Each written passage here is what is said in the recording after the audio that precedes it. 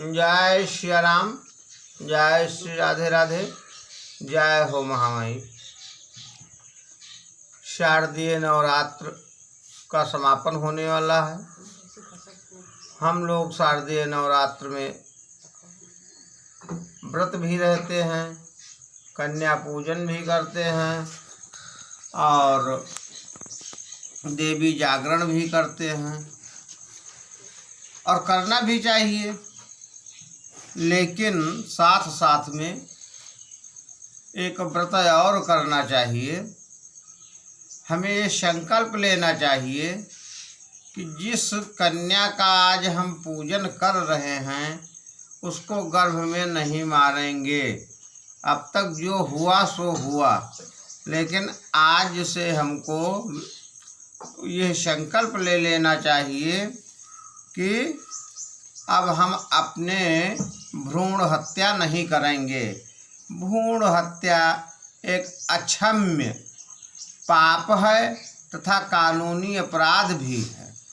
और व्रत का मतलब ये होता है कि जैसे पंडित शब्द का अर्थ समझ लीजिए। साधारण बोलचाल की भाषा में हम लोग पंडित शब्द का अर्थ यही लगाते हैं कि हाँ, जो पुरोहिताई करता है उसे पंडित कहते हैं या ब्राह्मण जात को पंडित कहते हैं, लेकिन ऐसा नहीं है। परम पूज्य गोस्वामी तुलसीदास जी महाराज के रामचरितमानस में अयोध्या कांड के अंतर्गत 150 दोहा के अंतर्गत एक चौपाई आई है। वहाँ दशरथ जी को भी पंडित कहा गया है। महाराज तुम पंडित ज्ञानी। जब दशरथ बहुत विकल होते हैं, राम वियोग में, राम वनवास की कथा चल रही थी, तो सुमंत महाराज जब वहाँ से वापस आते हैं तो उनको समझाते हुए कहते हैं कि महाराज तुम पंडित ज्ञानी। तो दशरथ महाराज राजनीति के बहुत बड़े पंडित थे, चक्रवर्ती राजा थे, राजाओं के राजा थे। तो पंडित का मतलब ये होता है कि विशेषज्ञ, जिसको अंग्रेजी में स्पेशलिस्ट कहते हैं। कोई गणित का पंडित है, कोई साइंस का पंडित है, कोई आर्ट का पंडित है, कोई राजनीति का पंडित है।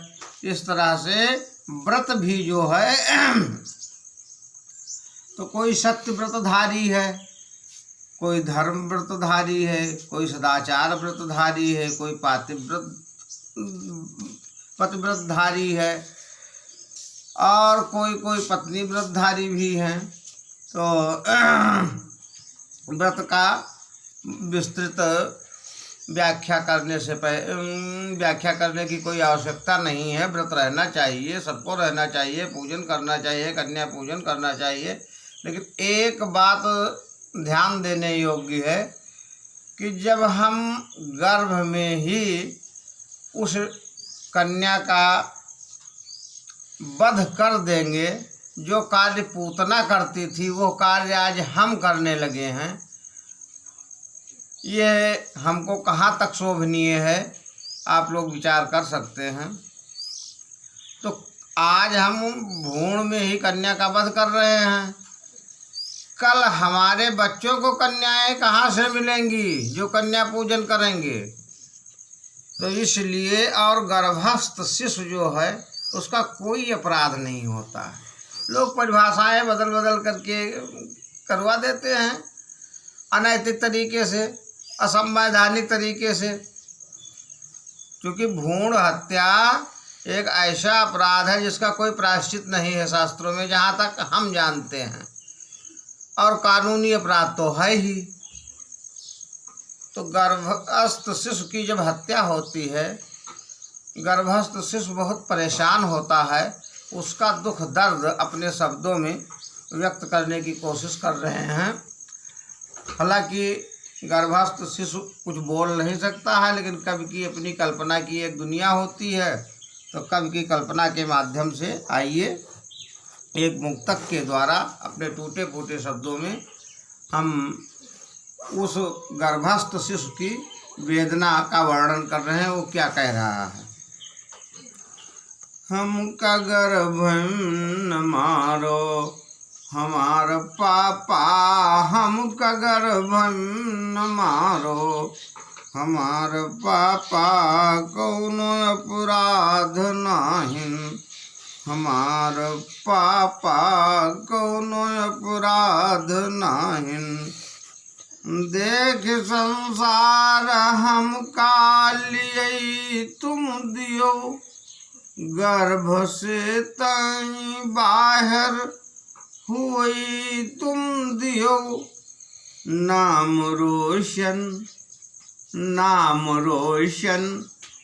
करूँगी तुम्हार पापा, हमका गर्भ न मारो हमार पापा, कौनो अपराध नाहिन हमार पापा, कौनो अपराध नाहिन।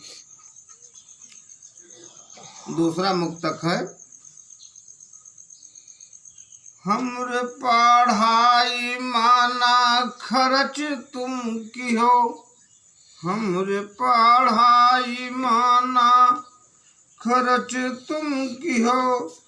भैया के संग हमका पठे तुम दिहो, खर्चा सरकार देगी हमार पापा, हमका गर्भ न मारो हमार पापा, कौनो अपराध नाही